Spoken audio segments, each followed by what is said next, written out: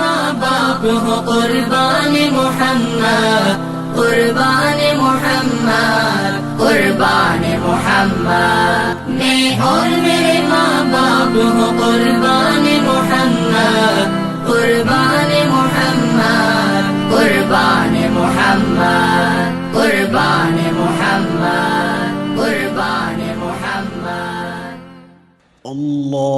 اللهم صل على سيدنا محمد النبي الأمي وعلى آله وصحبه وسلم۔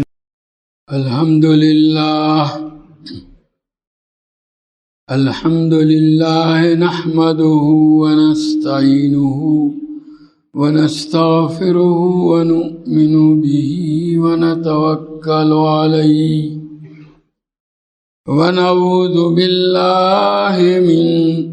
شرور أنفسنا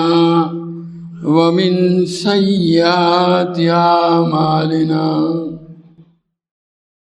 ونعوذ بالله من شرور أنفسنا ومن سيئات أعمالنا، من يهده الله فلا مضل له ومن يضلله فلا هادي له، ونشهد أن لا إله إلا الله وحده لا شريك له، ونشهد أن سيدنا ومولانا محمدا عبده ورسوله صلى الله تعالى عليه وعلى آله وأصحابه وبارك وسلم تسليما كثيرا كثيرا، أما بعد، فأخبرنا نصر بن علي قال أخبرنا عبد الله بن الزبير شيخ باهلي قديم بصري قال أخبرنا ثابت البناني عن أنس بن مالك رضي الله تعالى عنه وعنه قال لما وجد رسول الله صلى الله تعالى عليه وسلم من كرب الموت ما وجد، قالت فاطمة رضي الله تعالى عنها وكرباه، فقال النبي صلى الله تعالى عليه وسلم لا كرب على أبيك بعد اليوم، إنه قد حذر من أبيك ما ليس بتارك منه أحدا الموافات يوم القيامة۔ نبی کریم صلی اللہ تعالی علیہ وسلم کی وفات کا بیان چل رہا تھا، اسی سلسلے میں یہ حضرت انس رضی اللہ تعالیٰ عنہ کی روایت پیش کر رہے ہیں۔ حضرت انس رضی اللہ تعالیٰ عنہ نے فرمایا کہ جب نبی کریم صلی اللہ تعالیٰ علیہ وسلم نے موت کی شدت کی جب تکلیف محسوس کی تو اس منظر کو دیکھ کر حضرت فاطمہ رضی اللہ تعالیٰ عنہا بول اٹھیں، وا کربا، ہائے میرے ابا کی تکلیف۔ عربی زبان میں یہ لفظ اظہار افسوس کے لیے بولا جاتا ہے، گویا نبی کریم صلی اللہ علیہ وسلم جو آپ کے والد بزرگوار تھے ان کی تکلیف دیکھی نہیں جاتی تھی، تو اس پر اپنے رنج کا اظہار مقصود ہے ان الفاظ کے ذریعے سے۔ چنانچہ یہی روایت بخاری شریف کے اندر ہے کہ لما ثقل النبی صلی اللہ علیہ وسلم جعل یتغشا، کہ جب نبی کریم صلی اللہ تعالی علیہ وسلم پر بیماری کی شدت بڑھ گئی تو آپ پر بے ہوشی کے دورے پڑنے لگے۔ فقالت فاطمہ علیہ السلام واکر بابا، تو یہ آپ کی اس بے ہوشی اور تکلیف کو دیکھ کر بے چین ہو کر حضرت فاطمہ رضی اللہ تعالیٰ عنہ کہنے لگی ہائے میرے ابا کی تکلیف۔ چنانچہ اس پر نبی کریم صلی اللہ تعالیٰ علیہ وسلم نے فرمایا لیس علی ابیک کرب بعد الیوم، کہ آج کے بعد بس یہ آخری تکلیف ہے، آج کے بعد تمہارے ابا پر اور کوئی تکلیف آنے والی نہیں ہے۔ یہ تو بخاری کے الفاظ کی روایت ہے۔ یہاں شمائل کی روایت میں یہ ہے کہ جب حضرت فاطمہ نے رضی اللہ تعالیٰ عنہ نے یہ جملہ کہا ہائے میرے ابا کی تکلیف دیکھی نہیں جاتی، تو نبی کریم صلی اللہ علیہ وسلم نے فرمایا لا کرب علی ابی کے بعد الیوم، آج کے بعد تمہارے ابا پر کوئی تکلیف آنے والی نہیں ہے۔ انہ قد حضر من ابی کے ما لیس بتارک منہ احدا، بے شک آج تمہارے باپ پر وہ اٹل چیز آئی یعنی موت جو قیامت تک کبھی کسی سے ٹلنے والی نہیں۔ الموافات یوم القیامہ، ملاقات کا وعدہ قیامت کے دور، وہ یہ آخری ملاقات ہے، اب آئندہ ملاقات قیامت کے روز ہوگی۔ یہ نبی کریم صلی اللہ علیہ وسلم نے ان کے اس جملے کے جواب میں ارشاد فرمایا۔ اور بخاری شریف کی روایت میں یہ ہے آگے فلما مات، جب پھر نبی کریم صلی اللہ علیہ وسلم کا انتقال ہو گیا تو حضرت فاطمہ کہنے لگی یا بتا عجاب ربن دعا، ہائے میرے ابا کہ انہوں نے اپنے پروردگار کی اس دعوت پر جو آپ کو اللہ کی یعنی اللہ نے اپنے یہاں بلایا تو اس پر نبی کریم صلی اللہ تعالیٰ علیہ وسلم نے لبیک کہی۔ یا بتا من جنت الفردوس ماوا، ہائے میرے ابا کہ جنت الفردوس آپ کا ٹھکانہ ہے۔ یا بتا الی جبریل ننعا، ہائے میرے ابا ہم حضرت جبریل کو اپنے ابا کی موت کی خبر دے رہے ہیں۔ یہ جملہ حضرت فاطمہ رضی اللہ تعالیٰ عنہ کہنے لگی فلما دفنا، بخاری کی روایت میں یہ بھی ہے کہ جب نبی کریم صلی اللہ تعالیٰ علیہ وسلم کو دفن کیا گیا تو حضرت فاطمہ رضی اللہ تعالیٰ عنہ نے حضرت انس رضی اللہ تعالیٰ عنہ کو جو نبی کریم صلی اللہ علیہ وسلم کے خادم خاص تھے، 10 سال تک حضور کے ساتھ رہے، خدمت کی، کہ یا انس اطابت انفسکم ان تحسوا علی رسول اللہ صلی اللہ علیہ وسلم تراب، کہ انس کیا تمہارے جی نے اس بات کو گوارا کیا کہ نبی کریم صلی اللہ علیہ وسلم کے اوپر مٹی ڈالو یا نہ دفن کرو؟ حضرت انس خاموش رہے، گویا اللہ کا حکم تھا اس کو تو پورا کرنا ہی تھا۔ بہرحال یہ آپ کی وفات کے واقعات سے تعلق رکھنے والی چیز ہے، اس لیے امام ترمذی نے اس روایت کو یہاں ذکر کیا۔ حدثنا زیاد بن یحیی البصری و ابو الخطاب نصر بن علی الجہضمی قال اخبرنا عبد ربہ بن بارق الحنفی قال سمعت جدی ابا امی سماک بن الولید یحدث انه سمع ابن عباس رضی اللہ تعالی عنہما وعنہم یحدث انه سمع رسول اللہ صلی اللہ علیہ وسلم یقول من کان له فرطان من امتی ادخلہ اللہ بہما الجنت۔ یہ سماک ابن ولید بتلاتے ہیں کہ انہوں نے حضرت عبداللہ ابن عباس رضی اللہ تعالیٰ عنہما کو یہ روایت بیان کرتے ہوئے سنا کہ حضرت عبداللہ ابن عباس نے نبی کریم صلی اللہ تعالیٰ علیہ وسلم کو یہ فرماتے ہوئے سنا۔ گویا یہ ان روایتوں میں سے ہے جو حضرت عبداللہ ابن عباس رضی اللہ تعالیٰ عنہ نے براہ راست نبی کریم صلی اللہ علیہ وسلم سے سنی۔ حضور فرما رہے تھے من کان لہو فرطان من امتی ادخلہ اللہ بہما الجنت، کہ میری امت کے اندر جس کے بھی 2 بچے ذخیرہ آخرت بن گئے، اللہ ان کی وجہ سے اس کو جنت میں داخل کرے گا۔ یہ ایک بشارت ہے جو نابالغ بچوں کے انتقال پر نبی کریم صلی اللہ تعالیٰ علیہ وسلم نے عطا فرمائی ہے۔ بخاری میں بھی موجود ہے، ایک مرتبہ عورتوں نے نبی کریم صلی اللہ تعالیٰ علیہ وسلم سے درخواست کی کہ اللہ کے رسول، یہ مرد جو ہیں آپ کی مجلسوں کو لے اڑے، یعنی گویا آپ کی مجلس میں حاضری کا ان کو موقع ملتا ہے، پردے حجاب وغیرہ کی وجہ سے ہم تو حاضر ہو نہیں سکتے، وہ سارا فائدہ وہی اٹھا رہے ہیں، آپ ہمارے لیے کوئی ایک آدھ دن مقرر کیجئے کہ اس دن میں آپ ہمارے پاس تشریف لا کر ہمیں کچھ فرما دیا کریں۔ چنانچہ نبی کریم صلی اللہ علیہ وسلم نے ایک دن مقرر فرمایا۔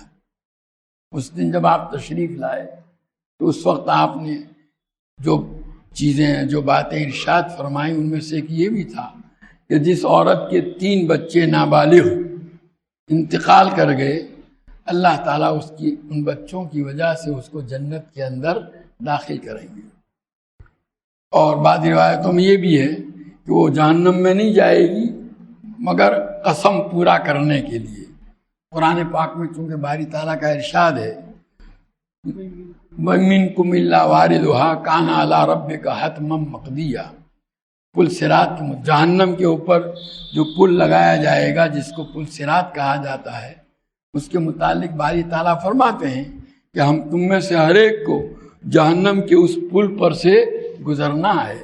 یہ ایک ضروری چیز ہے جو اللہ نے اپنے اوپر لازم کی ہے، وہ اللہ کا یہ فیصلہ ہے کہ ہر انسان کو اس کے اوپر سے گزرنا ہے۔ اب گزرنے والے اپنے اپنے اعمال کے مطابق اس کے اوپر سے گزریں گے۔ بہت سے وہ ہوں گے جو کوندتی ہوئی بجلی کی طرح گزر جائیں گے، بعض تیز ہوا کی طرح، بعض تیز رفتار گھوڑے کی طرح، بعض دوڑتے ہوئے آدمی کی طرح، بعض گرتے پڑتے بہرحال پار کر جائیں گے، بعض وہ بھی ہوں گے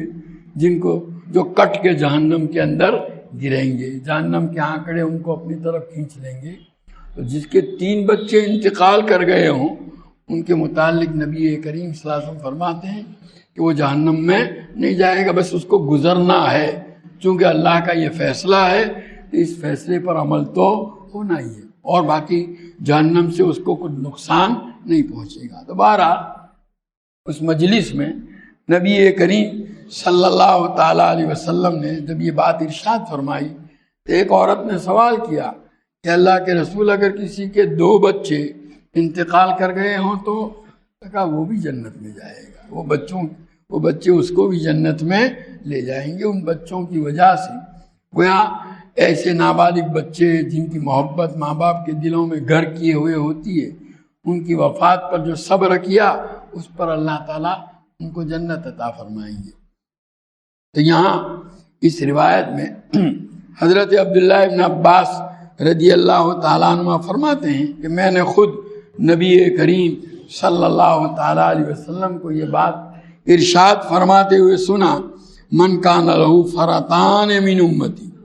میری امت کے جس آدمی کے 2 بچے اس سے پہلے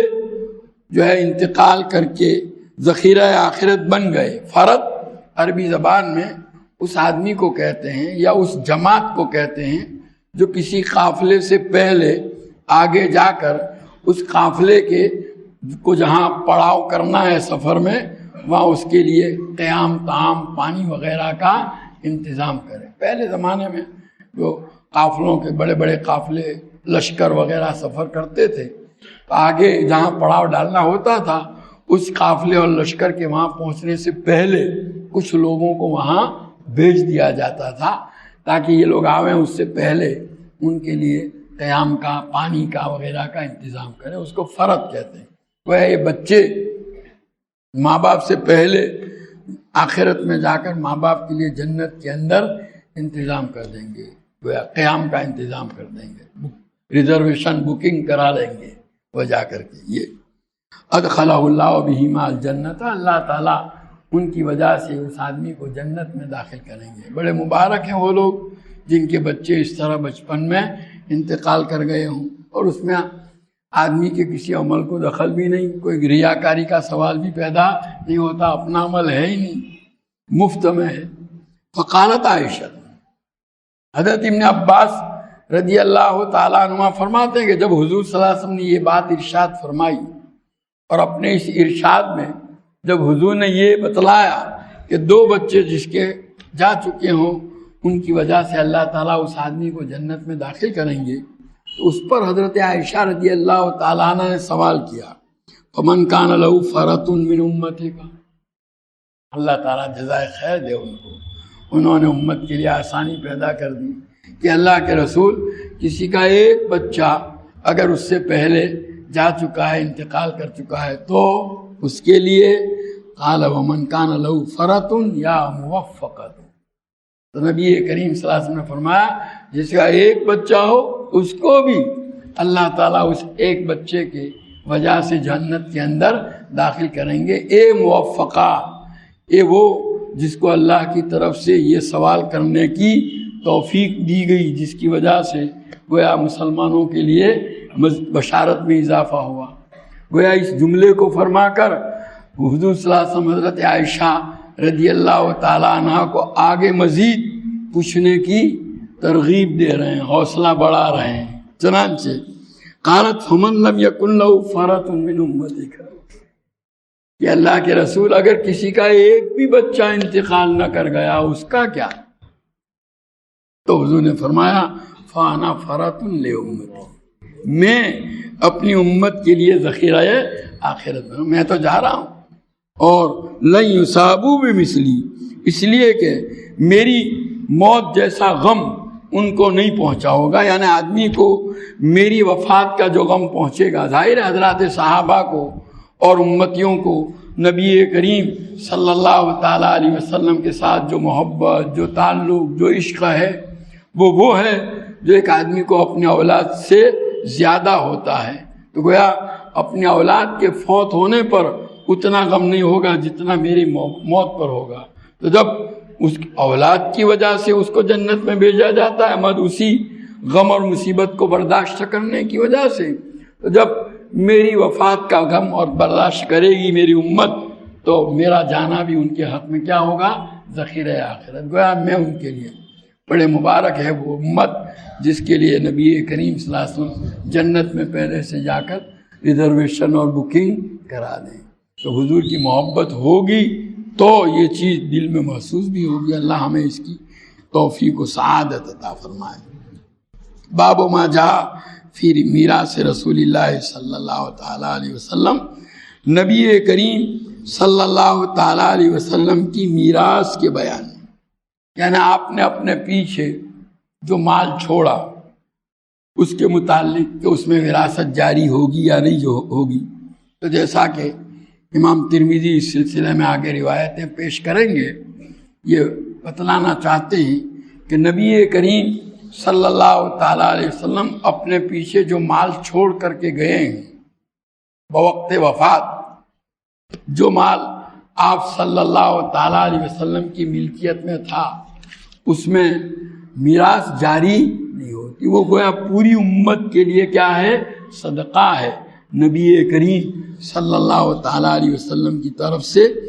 ورثاء پر، آپ کے ورثاء پر یہ تقسیم نہیں ہوگا۔ چنانچہ اہل سنت والجماعت کے علماء کا اس پر اجماع ہے کہ نبی کریم صلی اللہ تعالیٰ علیہ وسلم کے ترکے میں، یعنی جو چیزیں بھی آپ صلی اللہ علیہ وسلم نے اپنی وفات کے وقت اپنے پیچھے اپنی مملوکہ چھوڑی، ان میں وراثت جاری نہیں ہوتی۔ اب یہاں ایک دوسرا مسئلہ چھیڑا گیا ہے کہ یہ وراثت کا جاری نہ ہونا یہ خاص نبی کریم صلی اللہ تعالیٰ علیہ وسلم کے لیے تھا یا تمام حضرات انبیاء کا یہ حکم ہے؟ تو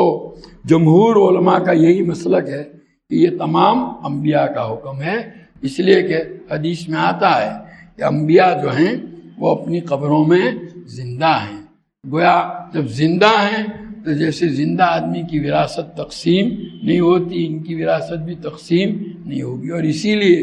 نبی کریم صلی اللہ علیہ وسلم کے بعد آپ کی ازواج سے نکاح کرنا کسی کے لیے بھی حرام قرار دیا ہے۔ جیسے جس عورت کا شوہر زندہ ہو وہ کسی سے نکاح کر سکتی نہیں ہے، اسی طریقے سے یہاں بھی۔ حدثنا احمد بن منیع قال اخبرنا حسین بن محمد قال۔ اب یہ آگے یہ جو فانا فرۃ لامتی، یہاں حاشیے پر مؤشر نے عجیب بات ذکر کی ہے جو سنن ابن ماجہ کے حوالے سے، اس میں یہ ہے حضرت عائشہ رضی اللہ تعالیٰ عنہ کی روایت کہ فإن أحدا من أمتي لن يصاب بمصیبت بعدی، کہ میری امت کے کسی فرد کو میری موت اور وفات کی وجہ سے جو غم پہنچتا ہے کسی اور کی وفات سے اتنا غم نہیں پہنچتا، اس لیے میرا وجود بھی اس کے لیے کیا ہے، یہ گویا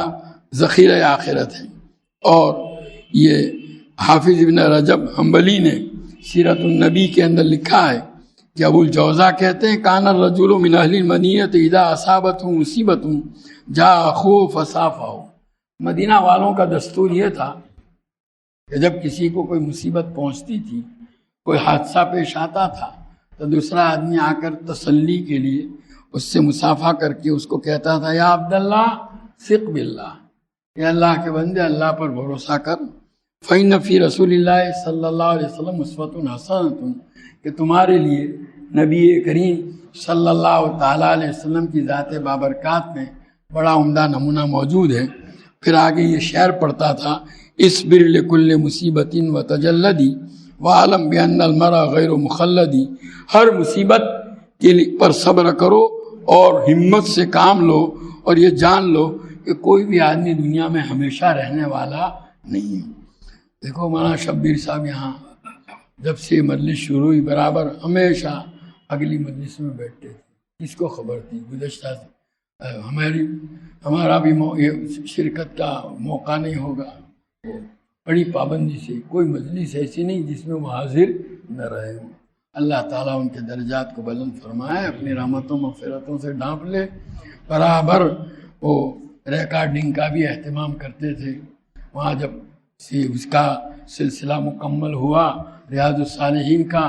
تو تمام کو سیڈیوں کو ایک میں جمع کر کے وہ دے گئے۔ الادب المفرد کا بھی جب مکمل ہوا تو پورا سیٹ لا کر کے دے گئے۔ اب یہ مکمل ہونے والا ہے، اس سے پہلے ہی خود ہی پہنچ گئے اللہ تعالیٰ کے یہاں۔ اللہ تعالیٰ ان کے درجات کو بلند فرمائے، اپنی رحمتوں مغفرتوں سے ڈھانپ لے، اور ان کی اس محبت کا اپنی شان بہترین بدلہ عطا فرمائے۔ ان کے پسماندگان کو اللہ صبر اور اجر عطا فرمائے۔ بصبر کما صبر الکرام فإنها نوب تنوب اليوم تکشف فی غدی، اور جیسے اللہ کے شریف بندے صبر کرتے چلے آئے تم بھی صبر کرو، وہ نصیحت نہیں کرتا تھا، اس لیے کہ یہ تو ایک مصیبت ہے۔ نوب نابتن کی جمع ہے، ناب ینوب کا معنی جو چیز باری باری آتی ہو، تو مصیبت بھی آ جائی ہے، کل نہیں ختم ہو جائے گی۔ یہ آج یہ مصیبت تم پر آئی ہے، کل کو وہ ہٹ جائے گی۔ وَإِذَا أَتَتْكَ مُصِيبَةٌ تُشْجَى بِهَا، اور جب تیرے اوپر کوئی مصیبت آوے جس کی وجہ سے تو غمگین ہو، فَذْكُرْ مُصَابَكَ بِالنَّبِيِّ مُحَمَّدٍ، تو یاد کر اپنی مصیبت کو جو نبی کریم صلی اللہ علیہ وسلم کی وفات کی وجہ سے تجھے پہنچی ہے۔ اس طرح وہ حضرات آپس میں تسلی حاصل کرتے تھے۔ خیر بہرحال یہ نبی کریم صلی اللہ علیہ وسلم کی میراث کو بیان کر رہے ہیں۔ حدثنا احمد بن منیع قال اخبرنا حسین بن محمد قال اخبرنا اسرائیل عن ابی اسحاق عن عمرو بن الحارث اخی جویریۃ له صحبة رضی اللہ عنہما قال ما ترک رسول اللہ صلی اللہ علیہ وسلم الا صلاحه وبغلته وارضا جعلها صدقة۔ یہ حضرت عمرو بن حارث رضی اللہ تعالیٰ عنہما جو ام المومنین حضرت جویریہ بنت حارث رضی اللہ تعالیٰ عنہما کے بھائی ہیں، وہ فرماتے ہیں کہ نبی کریم صلی اللہ تعالیٰ علیہ وسلم نے اپنے پیچھے نہیں چھوڑا مگر اپنے ہتھیار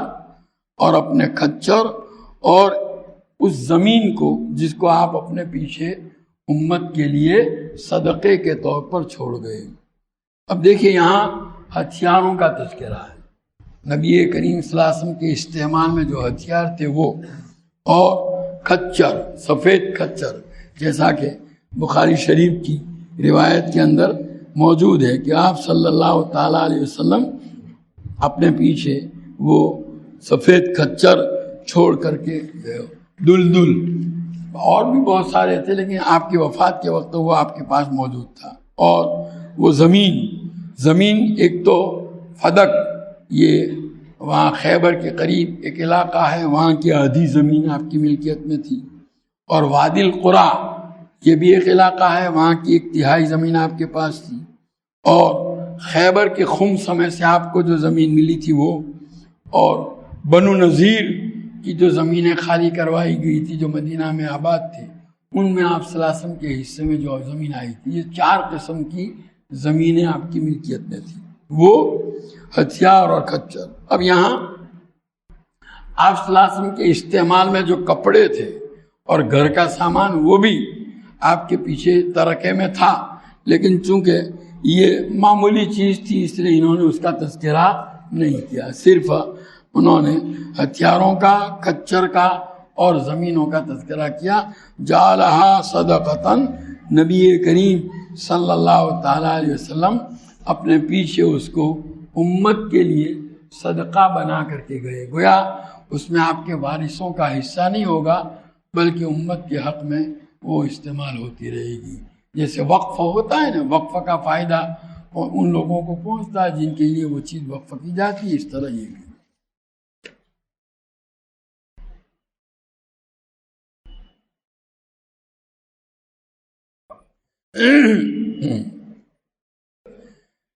سبحانک اللہم وبحمدک وتبارک اسمک وتعالی جدک ولا الہ غیرک، اللہم صلی وسلم وبارک علی سیدنا و مولانا محمد وعلی آل سیدنا و مولانا محمد کما تحب وترضى بعدد ما تحب وترضى۔ ربنا ظلمنا انفسنا وإن لم تغفر لنا وترحمنا لنكونن من الخاسرين، ربنا لا تزغ قلوبنا بعد إذ هديتنا وهب لنا من لدنك رحمة إنك أنت الوهاب، ربنا آتنا في الدنيا حسنة وفي الآخرة حسنة وقنا عذاب النار۔ اے اللہ تو ہمارے گناہوں کو معاف فرما، ہماری خطاؤں سے درگزر فرما۔ اے اللہ تیری مرضیات پر ہم کو زیادہ سے زیادہ چلا کر تیری نامرضیات سے ہماری پوری حفاظت فرما۔ نبی کریم صلی اللہ تعالیٰ علیہ وسلم کے طریقوں اور سنتوں کو اپنی زندگی کے ہر شعبے میں جاری کرنے اور اپنانے کی تو ہمیں توفیق و سعادت عطا فرما۔ نبی کریم صلی اللہ علیہ وسلم کے طریقوں کی محبت اور غیروں کے طریقوں کی نفرت ہمارے قلوب کے اندر ڈال دے۔ تمام رذائل سے اے اللہ تو ہمیں پاک اور صاف فرما کر محاسن اخلاق سے مزین فرما۔ تیری معرفت و محبت کے انوار سے ہمارے قلوب کو منور فرما، تیری یاد سے ہمارے دلوں کو آباد فرما۔ دوام ذکر اور دوام طاعت کی ہمیں توفیق عطا فرما۔ ایک لمحے کے لیے بھی اے اللہ تیری معصیت اور تجھ سے غفلت میں مبتلا ہونے سے ہماری پوری حفاظت فرما۔ تمام اعمال میں اخلاص، اتباع اور احتساب کی کیفیت نصیب فرما۔ ہمیں، ہمارے اہل و عیال اور تمام متعلقین کو اے اللہ صحت، قوت، عافیت، سلامتی، دنیا آخرت کی بھلائیوں سے مالا مال فرما۔ ہماری تمام ضرورتوں کی اے اللہ تو اپنے خزانہ غیب سے کفالت فرما۔ ہمیں کسی کا محتاج و دستنگر نہ بنا۔ ہماری روزیوں میں برکت اور وسعت عطا فرما۔ ہماری اولادوں کو عقائد حقہ، علوم نافعہ، اعمال صالحہ اور اخلاق فاضلہ سے آراستہ فرما۔ برے اخلاق، برے کردار و گفتار، برے عادات و اطوار، بری صحبتوں، برے ماحول کے برے اثرات اور برے لوگوں کی بری عادتوں کا نشانہ بننے سے ان کی پوری حفاظت فرما، اپنی شان ربوبیت سے اے اللہ ان کی تربیت فرما کر ان کو ہماری آنکھوں کی ٹھنڈک، ہمارے دلوں کا سرور، ہمارے لیے صدقہ جاریہ اور ہماری امیدوں سے بڑھ کر کے بنا دے۔ اے اللہ ہمیں اور ہمارے اہل و عیال اور تمام متعلقین اور ماتحتوں کو نماز کا قائم کرنے والا بنا دے، نماز کا عشق و محبت ہمارے دلوں کے اندر ڈال دے، نماز کو ہماری آنکھوں کی ٹھنڈک بنا، نماز کا خشوع و خضوع ہمیں عطا فرما، نماز کے انوار و برکات سے ہمارے گھروں اور ہماری زندگیوں کو اے اللہ منور اور معمور فرما۔ اے اللہ عبادات کا اہتمام نصیب فرما، تیرے جن بندوں نے حج کے ارادے کیے ہیں اور نظام سفر بنایا ہے ان تمام کے لیے عافیت سہولت کے ساتھ اے اللہ یہاں سے جانا مقدر فرما کر ان سب کو حج مبرور و مقبول اور زیارت مقبولہ سے مالا مال فرما، ان کے وہاں کے قیام کو ان کے حق میں بابرکت بنا، وہاں کے ایک ایک لمحے کو اے اللہ وصول کرنے کی توفیق عطا فرما، ہر قسم کی معصیت اور جنایت سے ان کی پوری حفاظت فرما، وہاں کے اوقات کو اے اللہ صحیح طریقے سے گزارنے کی ان کو توفیق اور سعادت عطا فرما۔ اے اللہ معاملات کی درستگی عطا فرما، معاشرت کا حسن عطا فرما، آپسی حقوق کی ادائیگی کا اہتمام نصیب فرما، آپس کی حق تلفیوں سے اے اللہ ہماری پوری حفاظت فرما۔ اے اللہ مختلف حیثیتوں سے جو ذمہ داریاں اور فرائض منصبی تو نے ہم پر لازم کیے ہیں پوری امانت و دیانت کے ساتھ ان کو ادا کرنے کی ہمیں توفیق و سعادت عطا فرما۔ نبی کریم صلی اللہ علیہ وسلم کے طریقوں کی محبت اور غیروں کے طریقوں کی نفرت ہمارے قلوب کے اندر ڈال دے۔ اے اللہ ایمان کی سلامتی کے ساتھ دنیا سے جانا نصیب فرما، ایسی حالت میں موت آوے کہ ہمارے دل ایمان کے نور سے منور ہوں، زبان پر کلمہ طیبہ جاری ہو، تو ہم سے راضی ہو، ہم تجھ سے راضی ہوں، تیرے اور تیرے بندوں کے حقوق میں سے کوئی حق ہم پر واجب الادا باقی نہ رہ گیا ہو۔ اللہ ایسی حالت میں موت عطا فرما، قبر کے عذاب سے حفاظت فرما، محشر کی ہولناکیوں سے حفاظت فرما، اس دن کی رسوائی سے بچا لے، اس دن اپنے عرش عظیم کا سایہ نصیب فرما، اپنے حبیب پاک صلی اللہ تعالیٰ علیہ وسلم کے مبارک ہاتھوں حوض کوثر کا جام نصیب فرما، حضور پاک صلی اللہ علیہ وسلم کی شفاعت مرحمت فرما۔ اے اللہ پل صراط پر سے عافیت کے ساتھ گزار کر جہنم کے عذاب سے پوری حفاظت فرما کر جنت کے اندر دخول اولین نصیب فرما۔ اللہ مولانا شبیر صاحب، بھائی الیاس مکی اور مولانا الیاس بھٹکلی کی والدہ اور اے اللہ اور متعلقین میں سے جو جا چکے ہیں ان تمام کی بھرپور مغفرت فرما، اپنی رحمتوں مغفرتوں سے ڈھانپ لے۔ اے اللہ ان کی قبروں کو جنت کا باغیچہ بنا، جنت الفردوس میں اعلیٰ مقام عطا فرما، ان کی حسنات کو قبول فرما، سیئات سے درگزر فرما۔ اے اللہ ان کے پسماندگان کو صبر جمیل اور اجر جزیل سے مالا مال فرما، ان کی موجودگی میں جن نعمتوں سے ان کو نوازا تھا اس سلسلے کو محض اپنے فضل و کرم سے جاری و ساری رکھ۔ اللہ ہمارے بیماروں کو صحت کاملہ عاجلہ مستمرہ عطا فرما، مقروضوں کے قرضوں کی ادائیگی کی شکلیں پیدا فرما، پریشان حالوں کی پریشانیوں کو دور فرما، حاجت مندوں کی حاجتیں پوری فرما، قید و بند میں محبوسوں کو رہائی نصیب فرما، مقدمات میں ماخوذوں کو بری فرما۔ اے اللہ جو جس مصیبت میں گرفتار ہے اس سے نجات عطا فرما۔ حضور پاک صلی اللہ علیہ وسلم کا امتی جہاں کہیں بھی ہو اے اللہ اس کے ایمان و اسلام کی، جان و مال کی، عزت و آبرو کی، اہل و عیال کی، تجارت و زراعت و کاروبار کی، ہر چیز کی پوری حفاظت فرما۔ پورے عالم میں امت محمدیہ جہاں کہیں مظلومیت کا شکار ہے اے اللہ اس کی بھرپور نصرت فرما، ظالم کے ہاتھ کو ظلم سے روک دے۔ اے اللہ اہل حق کو غلبہ اور اقتدار عطا فرما، شیعیت اور رافضیت کے شر، سازشوں اور فتنے سے اے اللہ عالم اسلام اور اہل اسلام کی پوری حفاظت فرما، حرمین شریفین کی حفاظت فرما، اے اللہ تمام مدارس عربیہ، مکاتب قرآنیہ، مراکز دینیہ، خانقاہوں کی، مساجد کی، تبلیغی اور دینی مراکز کی، اور اے اللہ تیرے دین کا کام جہاں کہیں جن شکلوں میں ہو رہا ہے اور تیرے یہاں مقبول و پسندیدہ ہے، سب کی حفاظت فرما، کام کرنے والوں کی حفاظت فرما، اخلاص اور استقامت، ہمت اور حوصلہ عطا فرما،